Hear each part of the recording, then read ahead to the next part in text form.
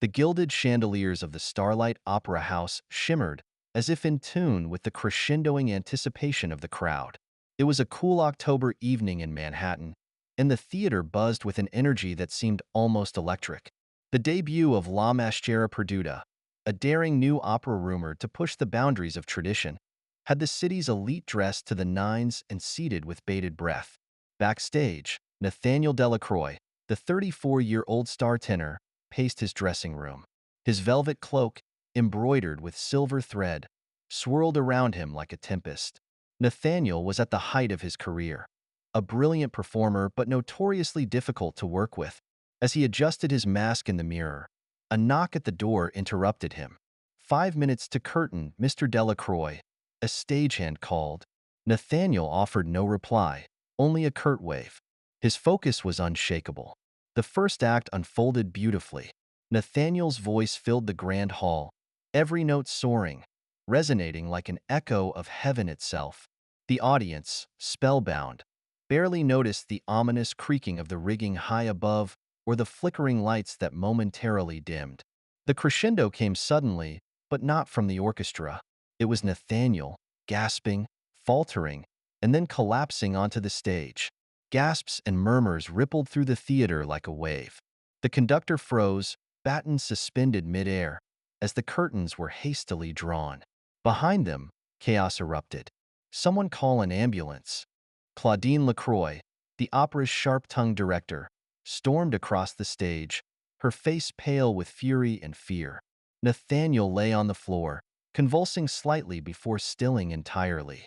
His understudy, Liam Hayes, hovered nearby, looking equal parts concerned and opportunistic. "Clear the area," snapped Claudine. "We need space." In the flurry of activity, a sharp-eyed crew member noticed something suspicious. A vial, small and glassy, lying under a toppled prop cart near the wings. "Miss Lacroix, over here," the prop master, Oliver Stanton, called, holding up the vial.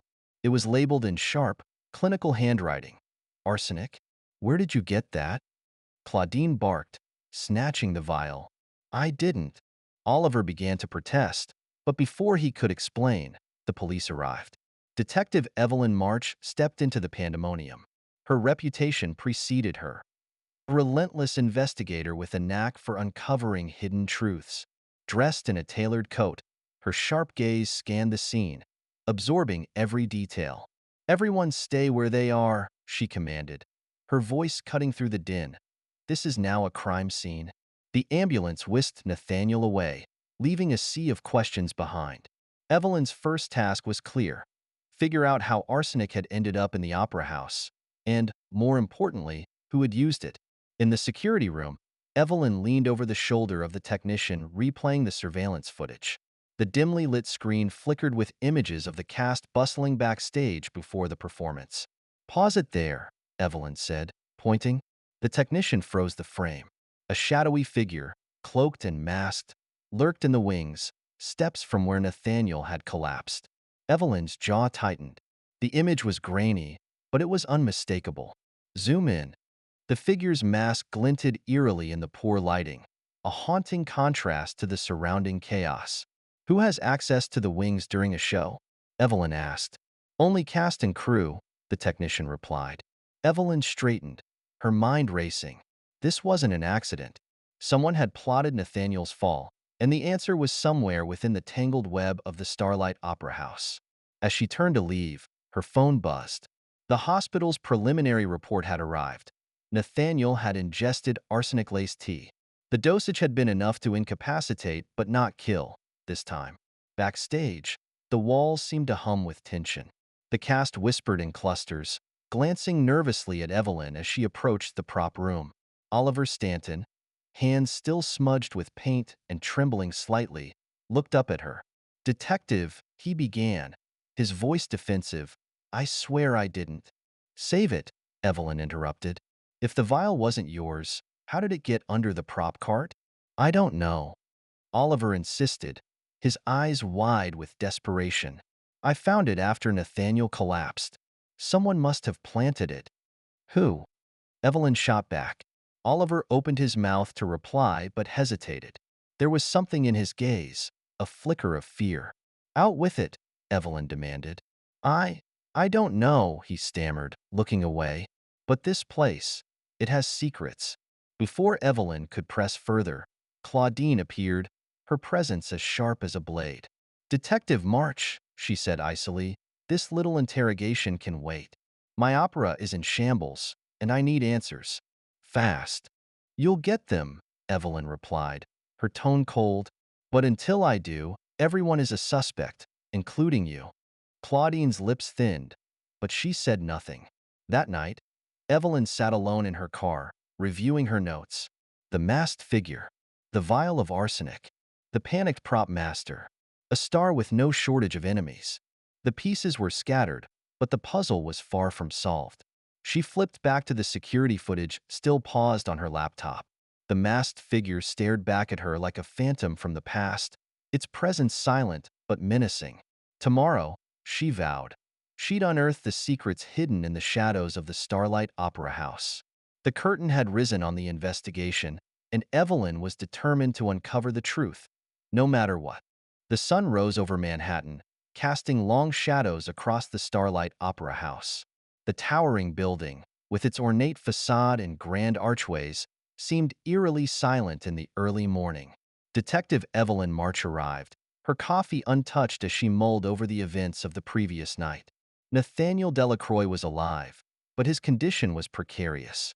The poison had been administered in a calculated dose, enough to debilitate him, but not to kill. Whoever had done this wasn't careless. They were deliberate. Inside, Evelyn found the cast and crew gathered in the rehearsal hall. The room buzzed with nervous chatter until Evelyn's presence silenced it. "Good morning," she began, her tone sharp. "I'll be conducting interviews today, starting with Nathaniel's understudy." All eyes turned to Liam Hayes. He was in his late 20s, tall and lean with striking features, the kind that might charm an audience but could easily conceal darker intentions. Liam stepped forward, his expression carefully neutral. "This way," Evelyn said, leading him to a private corner. "You've been Nathaniel's understudy for how long?" Evelyn asked, her notebook ready. 2 years, Liam replied smoothly. "He's a phenomenal performer. I've learned a lot from him." "And last night? What were you doing before the performance?" Liam hesitated, just for a second. "Running through my lines in the dressing room. It's routine for me." "Anyone see you?" Evelyn asked, her gaze sharp. "No," Liam admitted. "I prefer to rehearse alone. Less distraction." Evelyn studied him. His responses were polished, almost rehearsed. She shifted tactics. "You must have felt conflicted seeing Nathaniel collapse. On one hand, it's tragic. On the other, she let the implication hang in the air." Liam's jaw tightened. "With all due respect, detective, I've worked hard for my chance to shine. But I would never harm Nathaniel. I wouldn't need to." Evelyn noted the emphasis and dismissed him. Liam was ambitious, no doubt, but was ambition enough to poison someone? The next stop was Nathaniel's dressing room. The ornate space was meticulously organized, a shrine to his theatrical prowess.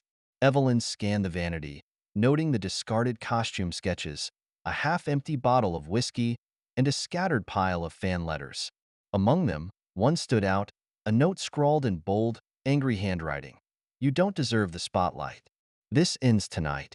Evelyn bagged the letter for evidence and continued her search. Her fingers brushed against something unusual, a small latch embedded in the underside of the vanity. She pressed it, revealing a hidden compartment. Inside was a scrap of dark fabric. Evelyn pulled it out, her pulse quickening. The material matched the cloak worn by the masked figure seen in the security footage. "Bingo," she muttered. By mid-afternoon, Evelyn sat across from Claudine Lacroix in the director's lavish office. The walls were lined with theatrical posters from productions past, all bearing Claudine's name. She exuded an air of authority, her sharp features framed by an elegant scarf.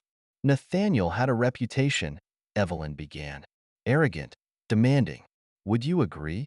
Claudine smiled thinly. "Nathaniel is particular, but his talent makes it worthwhile. Rumor has it you two didn't always see eye to eye," Evelyn pressed. Claudine's eyes narrowed.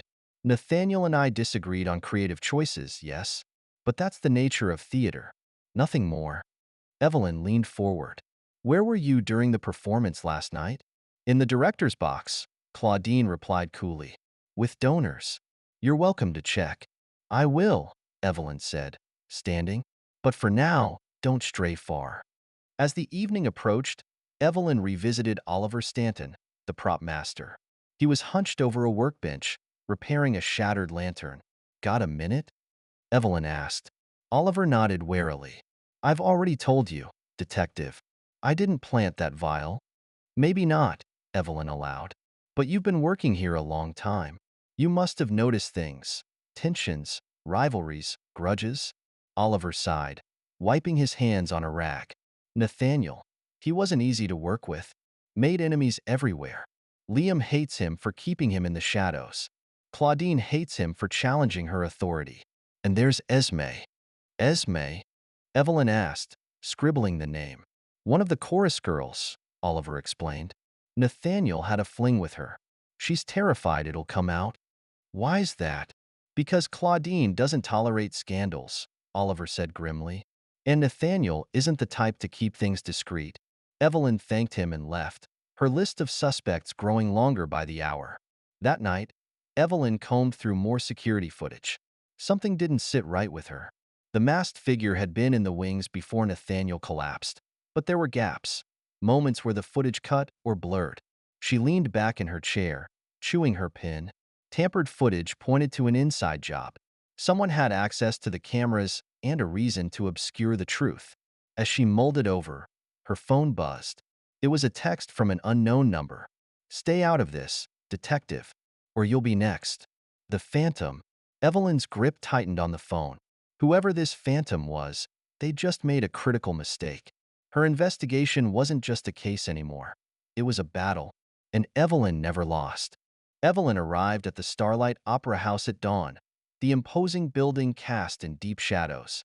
Inside, the lingering echoes of last night's warning played in her mind. Stay out of this, detective, or you'll be next.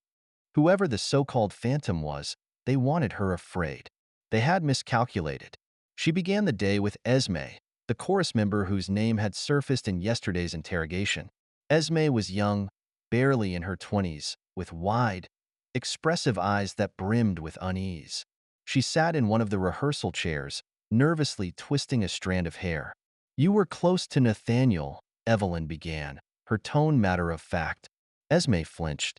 I respected him as a performer. Not what I heard, Evelyn countered. Rumor has it the two of you were involved. Esme's face drained of color. Who told you that? Doesn't matter, Evelyn said. What does matter is whether your relationship could have given someone a reason to target Nathaniel or you. Esme hesitated, her hands trembling. Finally, she sighed. We were seeing each other, but it wasn't serious. Nathaniel liked to keep things private. He said it would ruin his reputation if anyone found out. Did anyone else know? Esme nodded reluctantly. Liam saw us arguing once, a few weeks ago. He threatened to tell Claudine. Evelyn raised an eyebrow. Why was Liam interested in your private life? He's jealous, Esme said bitterly. He's always envied Nathaniel, and I think he saw this as leverage. Interesting, Evelyn muttered, jotting it down. Esme might not have poisoned Nathaniel, but her secret could have been the spark that lit someone else's fire. As Evelyn left the rehearsal hall, a frail man in his 60s stopped her in the hallway.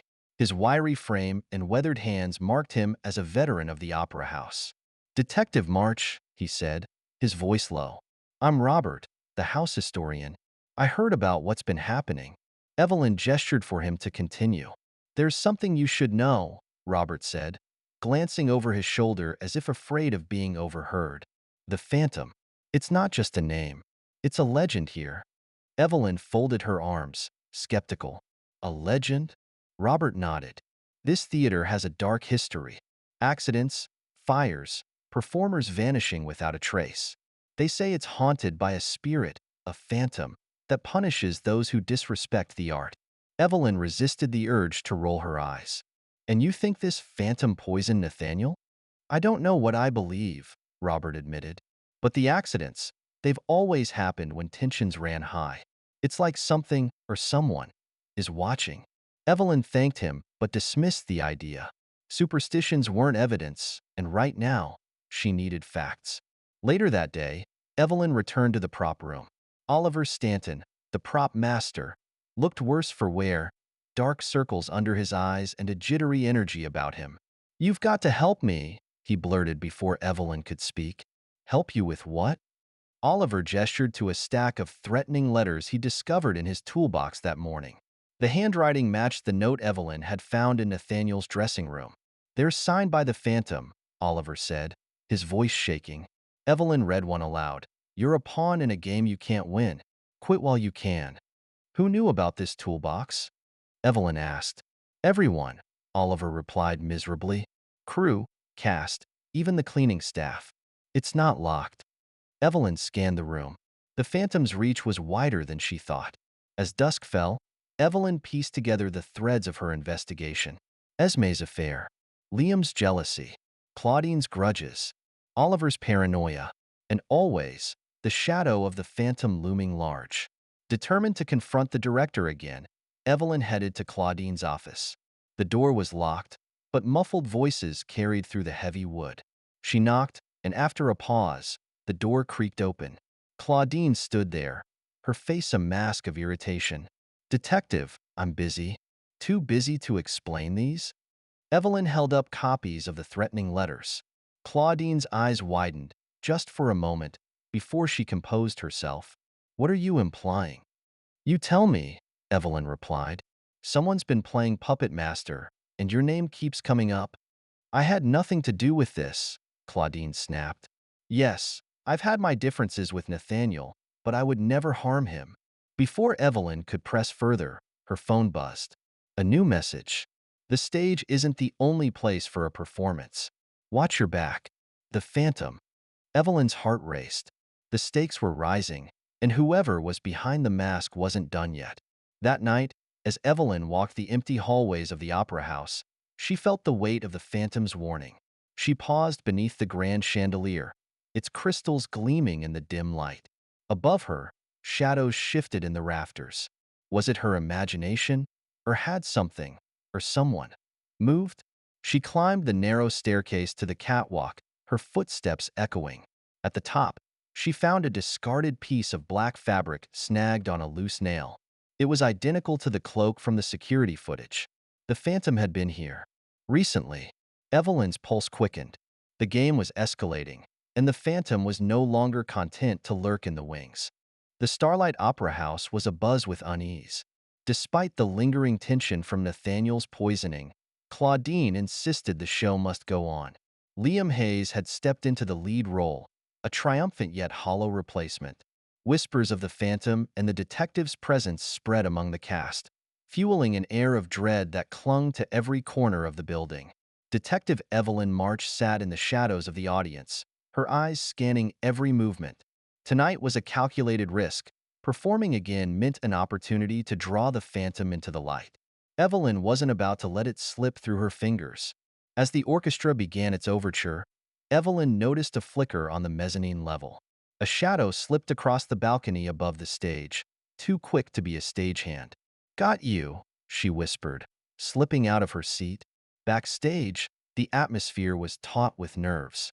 Liam moved through the performance with a fervent intensity, his voice cutting through the auditorium with precision.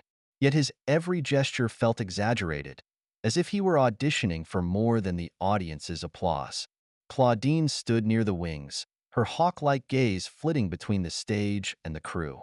Her expression betrayed no emotion, but Evelyn caught the way her fingers tightened on the armrest of her chair when Liam approached center stage. Then came the chandelier.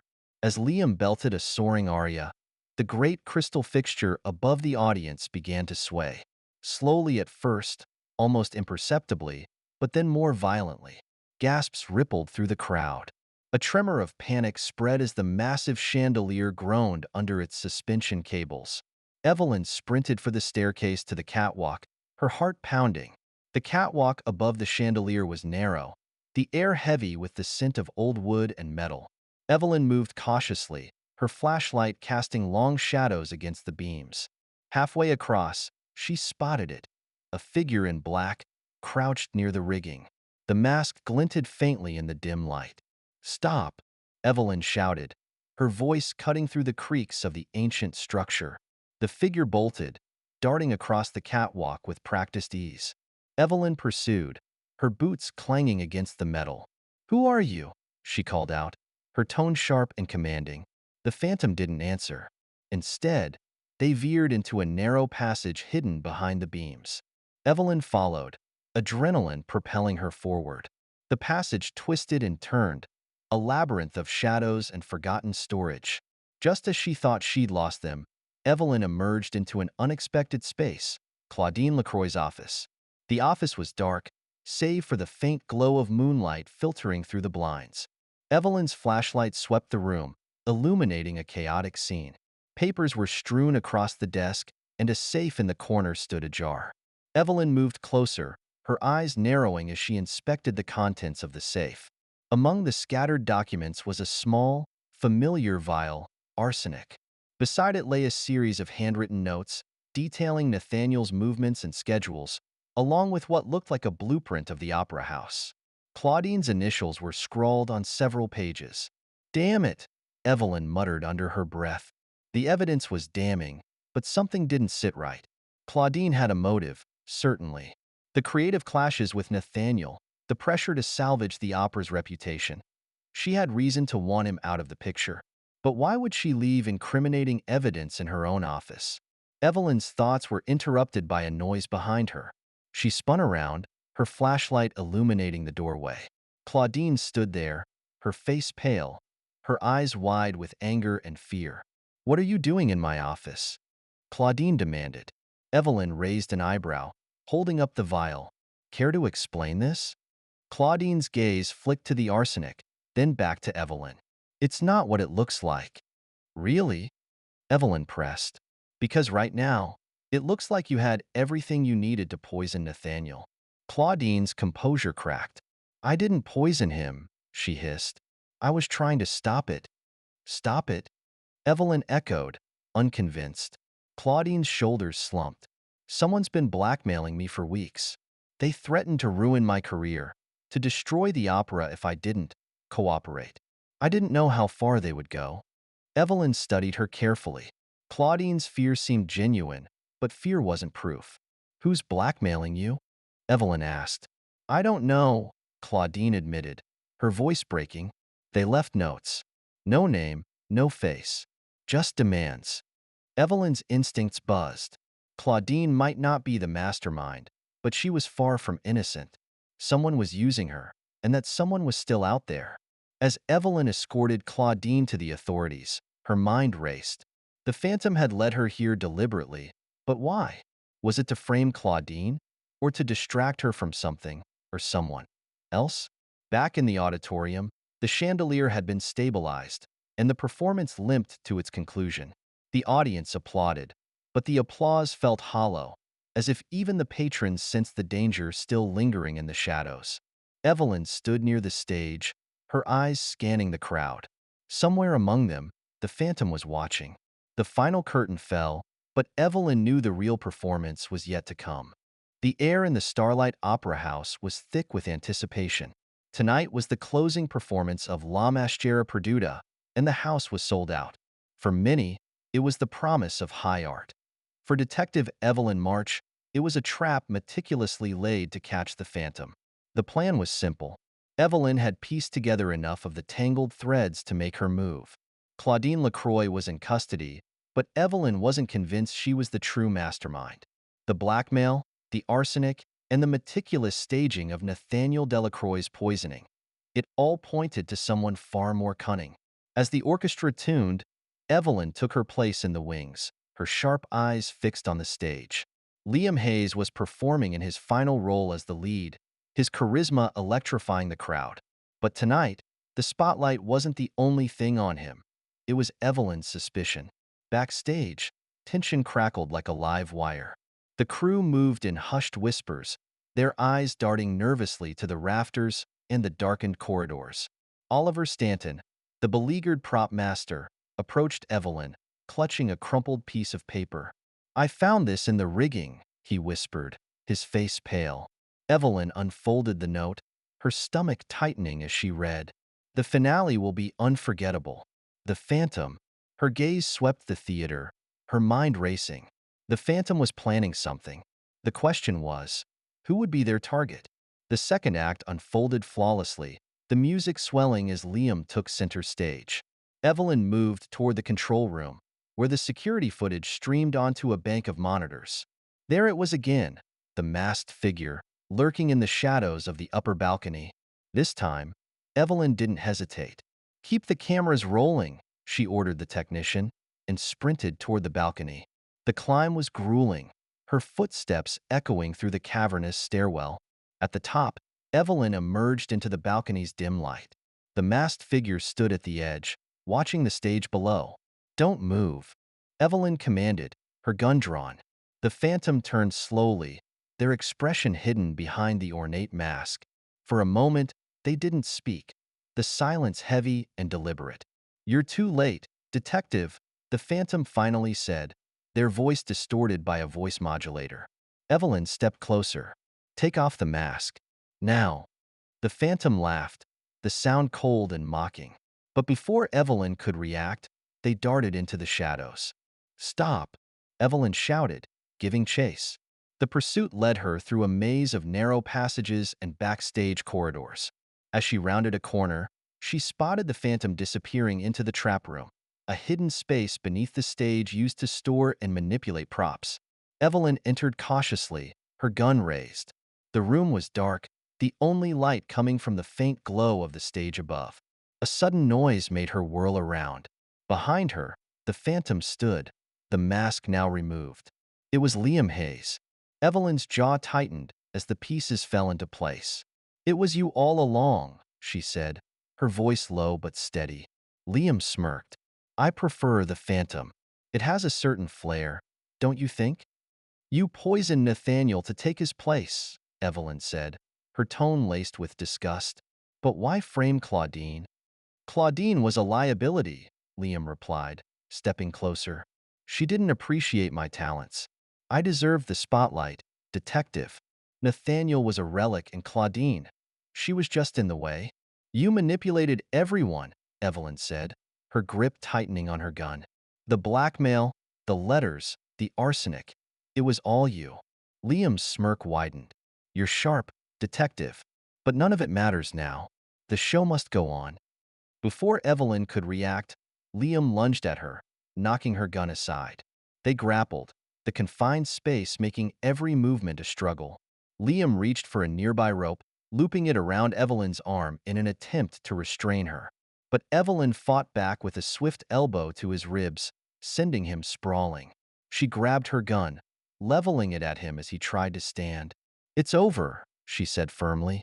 Liam froze, his smirk replaced by a look of cold resignation.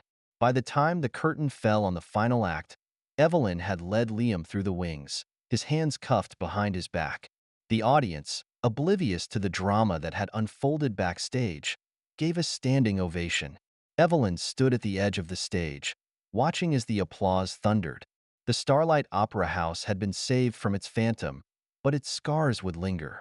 In the days that followed, the truth unraveled like a tragic aria. Liam had discovered Claudine's plan to poison Nathaniel, not to kill him, but to humble him into obedience. Seeing an opportunity, Liam had executed the poisoning himself, ensuring Nathaniel's incapacitation would elevate his own career. Oliver's presence in the rigging, Esme's affair, and Claudine's blackmail scheme had all been pawns in Liam's ambitious game. Claudine faced charges for her role in the blackmail and for concealing evidence. Oliver, though rattled, was cleared of suspicion and returned to his work. Esme disappeared from the public eye, her secrets now too dangerous to expose. And the Phantom? Liam Hayes would spend years behind bars, his dreams of stardom extinguished.